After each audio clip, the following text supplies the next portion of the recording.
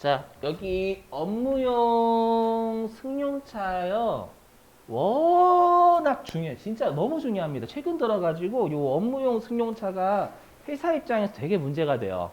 요게 뭐냐면 비영업용 소형 승용차 있죠. 우리가 그 부가가치세법에서 비영업용 소형 승용차라고 하는 걸 우리가 법인세나 소득세에서는 업무용 승용차라고 합니다. 알죠? 이거 진짜 중요합니다, 여러분들. 음. 뭐 제가 좀 약간 양심의 가책을 느끼긴 해요. 다 중요하다고 해가지고. 그죠? 그 중에서 진짜 최근에 압도적으로 가장 많이 내서 최근 뺑뺑이 돌아갈 때 진짜요. 자, 보시죠. 일단 이론 대비. 자, 업무용 승용차 관련 비용의 규제라고 있죠, 규제. 자, 이게 어떻게 돼 있냐면은요. 자, 우리가 업무용 승용차 관련 비용은 반드시 어떻게 쪼개져야 되냐면, 우리가 감가상각비 아닌 것과요, 감가상각비 이렇게 두 개로 꼭 나눠주셔야 돼요. 알죠? 일단 얘네들은 제재가 좀 다릅니다. 그러니까 우리가 예를 들면 업무용 승용차 관련 비용 뭐 예를 들면 수선비가 있을 거고 뭐 기름값 있겠죠. 보험료도 있을 수 있고 맞죠? 이런 것들과 감가상각비를 나눠 주셔야 돼요. 아시죠? 자, 그리고 우리가 비영업용 소형 승용차는 부가가치세에서는 어떤 입장이냐면 업무와 관련이 없다라고 그냥 다 해석해 버리죠. 그죠? 하지만 소득세나 법인세는 업무와 관련이 있는 걸 찾겠다라는 거예요. 미친놈이죠, 그거 진짜. 어떻게 정한 거죠? 그럼 어떻게 하냐? 라고 하면 여기 업무에 사용하는 비율을 구하겠대요. 아시죠? 그래서 예를 들어서 업무에 사용하는 비율이 80%다. 라고 하면 업무와 무관한 걸 20% 이렇게 하겠다는 얘기입니다. 알죠? 그럼 우리가 업무 사용 비율을 어떻게 하냐면 특히 업무용 승용차 말 문제도 정말 많이 내요, 여러분들. 일단, 그럼 여기다 우리가 이 두 개를 더하죠.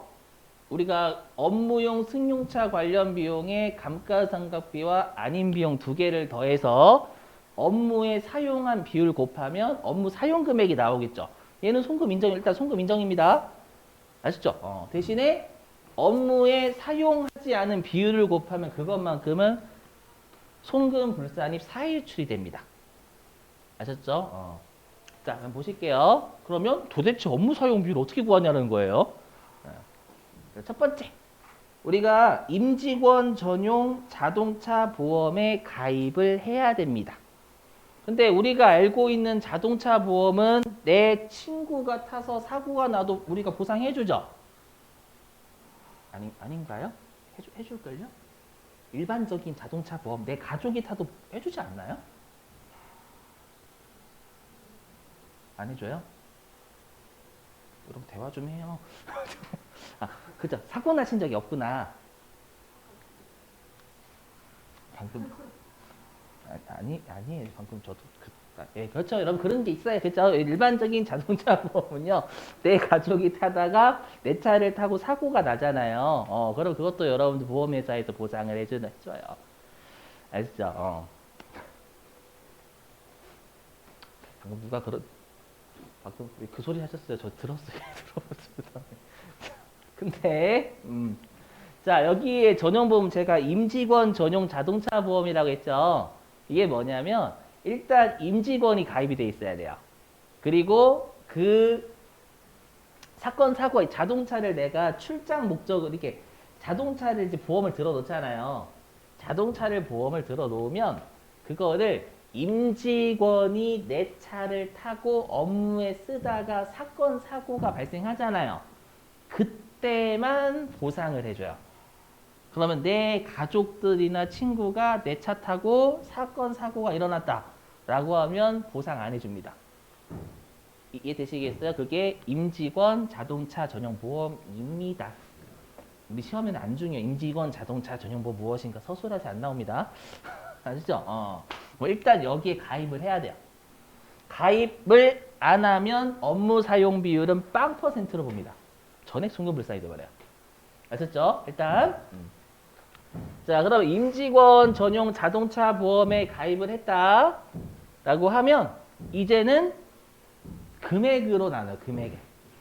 자, 임직원 자동차 전용보험에 가입을 했고 이 두 개를 합쳐서 1,500만 원 이하면 그때는 그냥 업무 사용 비율을 100%로 봐줘요. 금액의 중요성이 1,500만 원이라고 생각하시면 돼요. 알죠? 그래서 자동차 전용보험에 가입을 했고 혹시라도 네가 1,500만 원 이하면 이 두 개 합쳐서 뭐 자동차세 이런 것도 포함해요. 1,500만 원 이하면 100% 업무 사용 비율로 보겠다라는 겁니다. 알죠? 그럼 문제는 뭐냐면 이제 요 두 개를 합쳐서 1,500만 원을 초과하잖아요. 그러면 뭐를 적어야 되냐면 일지를 적어야 돼. 일기 쓰듯이. 그래서 일지를 적으래요. 그 일지는 뭐냐면 주행거리. 알죠? 그래서 내가 총 주행거리, 내가 총 자동차를 끌고 간 거 있잖아요. 그 중에 업무에 사용한 거리를 적으랍니다. 알죠? 그래서 일지가 있으면 총 거리분의 업무에 사용한 거리만큼을 업무 사용 비율로 인정해 주겠다라는 겁니다. 그러면 현실에서는 이거 몇 %일까요? 100%? 누가? 저 업무에 안 썼어요. 전 양심 고백할게요. 어떻게 해요?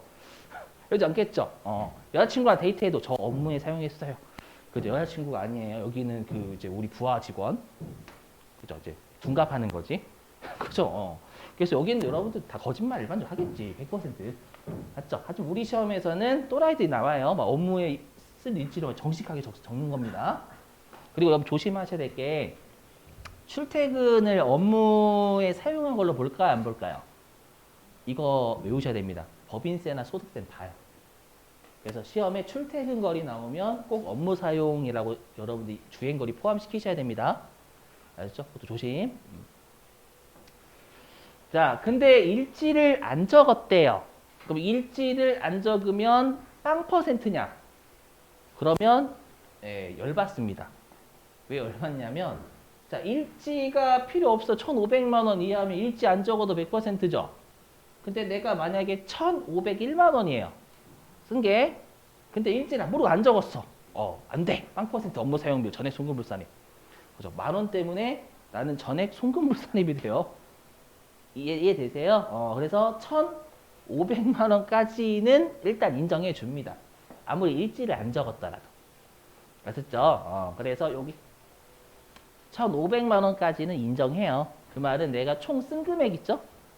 맞죠? 요 총 쓴 금액 중에서 1,500만 원까지를 업무 사용 비율로 보겠다라는 겁니다. 최소한 1,500만 원까지는 똑같이 형평 맞추겠다라는 거예요. 아셨죠? 여긴 다 말문제예요, 말문제. 그렇죠? 컴퓨터가 실기는 계산 다 해줍니다, 여러분들.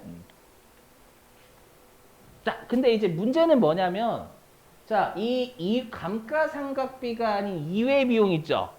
얘는 요 업무 사용 금액, 업무에 미사용한 금액만큼만 송금불산이 사유출밖에 없어요. 즉, 딱 한 번 제재하고 끝납니다. 근데 감가상각비 같은 경우에 있죠? 얘는 내가 업무에 사용을 한 감가상각비 있잖아요. 얘를 통과하더라도 다시 2단계를 또 따져요. 뭐냐면 800만 원하고 업무에 사용한 감가상각비. 이렇게 800만 원 한도가 있어요. 1년에. 아셨죠? 그래서 시험에 어떻게 장난을 치냐면 들어보세요. 어떻게 장난을 치냐면 우리가 자동차 전용 보험에 가입을 했고 알죠? 자동차 전용 보험에 가입했고 이게 1,500만 원 이하다. 1,500만 원 이하래요. 그러면 송금 불산입 때는 감가상각비는 없다. 맞아요? 틀려요? 다시 한번. 자, 우리가 업무용 승용차 관련 비용이 1,500만 원 이하고요. 그 다음에 자동차 전용 보험에 가입했어요. 그럼 일지 안 따지잖아요. 그럼 업무 사용 비율 100%죠. 그죠? 그러면 감가상각비에 감가상각비가 송금 부인되는 금액은 없다. 맞아요? 틀려요? 업무 사용 비율 100%면.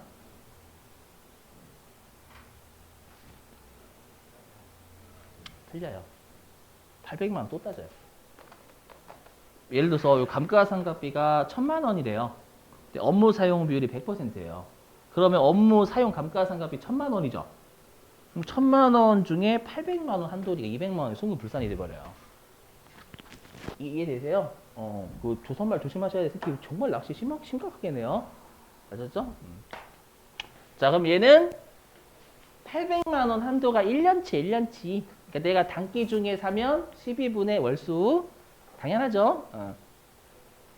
네, 그럼 얘는 송금 불산이 유보죠. 왜냐면 감가상각비 한도 초과니까. 여기까지 되셨어요. 근데 여기는 뭐냐면 이 유보라는 게 자산의 차이죠, 여러분들. 자산이나 부채의 차이잖아요.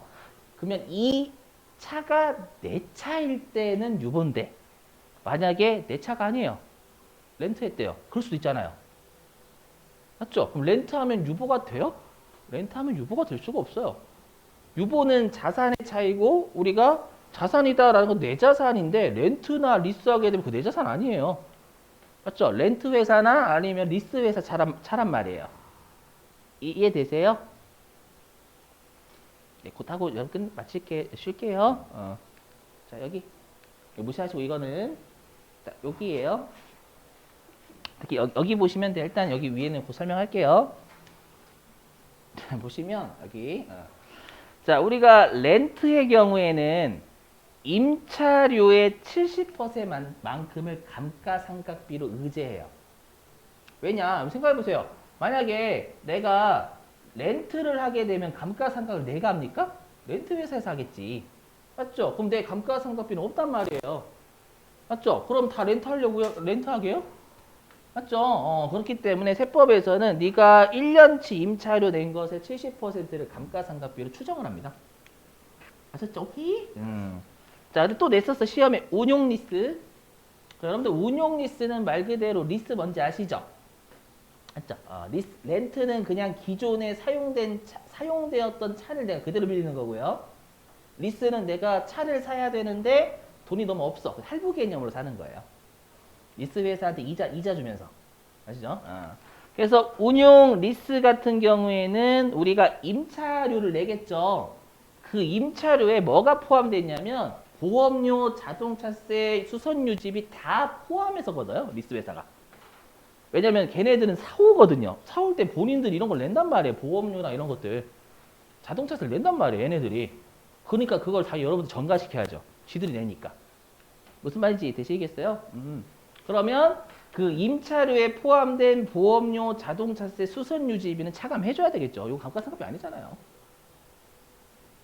조선 말 이해되시겠어요? 무슨 말인지?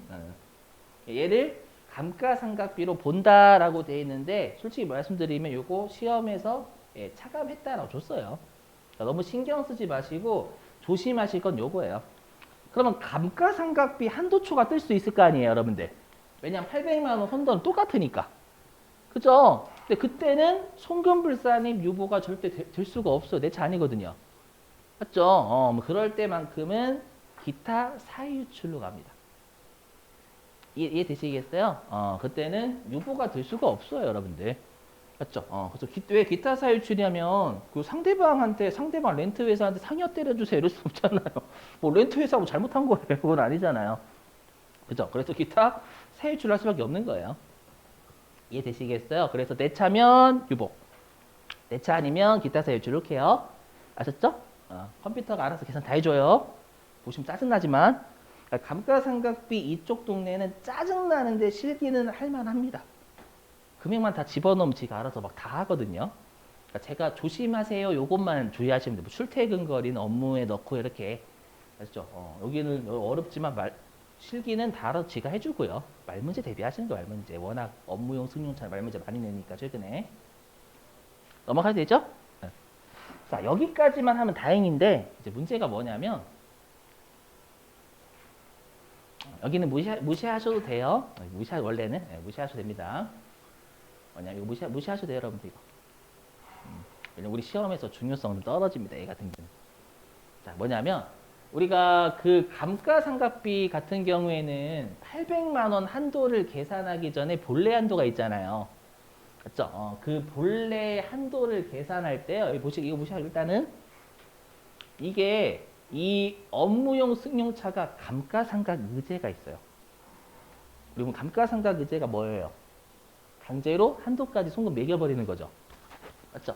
그게 존재하는데 이게 이 업무용 승용차가 2016년에 요게 이제 만들어졌어요. 그래서 2016년 1월 1일 이후 취득한 차량에 대해서 문제를 좀 삼습니다. 자, 외워주셔야 돼요, 요거. 말 문제 다. 자, 이 이전 취득 무시하시고, 자, 이후 취득은요, 무조건 감가상각 방법이 정액법 강제예요. 아시죠? 정률법, 정액법 선택 못 합니다. 그렇죠? 그리고 내용 연수는 무조건 5년으로 봅니다. 5년. 알죠? 이거는 신고 내용 연수도 안 돼요. 그리고 감가상각 의제가 적용이 돼요. 자, 무슨 말인지 해볼게요. 들어보시면. 자, 우리 회사가요. 여기 한번 해보, 여기로 가서 한번 사례 들어볼게요. 자, 우리 회사가요. 예를 들어 가지고요. 업무 사용 비율이 0%래요. 모르고 자동차 전용 보험에 가입을 안 한 거예요. 그럼 업무 사용 비율이 0%면 여기에 우리가 금액이 들어가 봤자 다 송금 부인돼 버리잖아요. 그렇죠? 그럼 여러분들이 만약에 회사의 직원이에요. 직원인데 감가상각비는 결산주정상이란 말이에요. 그렇죠? 그럼 결산주정상이니까 내가 업무 사용 비율이 0%면 감가상각비 얼마 적으실 거예요? 결산주정상이면 0. 안 적어요. 왜 적어? 맞죠? 여기다가 감가상각비 적어버리면 0%니까 전에 송금이 되잖아요. 이해되세요? 그래서 업무 사용 비율이 낮을 때에는 감가상각비를 안 적으려고 할 거고요. 맞죠? 내가 만약에 업무 사용 비율이 높아지면 높아질수록 감가상각비 엄청나게 적으려고 할 거예요. 한도만큼. 맞죠? 그런 걸 방지해야 돼요. 맞죠? 아까 그 감가상각 의제랑 똑같죠? 세액 감면 받는 연도에는 감가상각비 안 적으려고 하고. 맞죠? 감면 안 받는 연도에 한도 다 적으려고 하고. 그래서 다시 16년 1월 1일 이후 취득한 차량은 감가상각 의제가 적용이 된다. 이 정도만 생각해 주시면 돼요. 맞죠? 컴퓨터가 분기 알아서 다 꺼내주니까 여기 말문제. 아시죠? 시험에 업무용 승용차는 최근 들어서 제일 중요해요. 실제로 제일 중요합니다. 여러분들. 최근. 그래서 이론 문제는 정말 많이 냈고요. 실기로도 최근 그 만들어지고 나서 한 3, 4년 뒤 계속 내고 있어. 실기에서 엄청나게. 알죠? 자, 됐어요. 자, 이론은 여기까지 하고요. 그 다음에 실기는 우리가 이제 10분 쉬셨다가요. 저자분이 만드신 예제가 3개가 있어요. 자가취득, 렌트, 그 다음에 운용리스 이렇게 3가지 풀고 그 다음에 여러분들 기출문제 하고 마칠게요. 자, 10분 쉬시죠. 3시 27분에 시작할게요.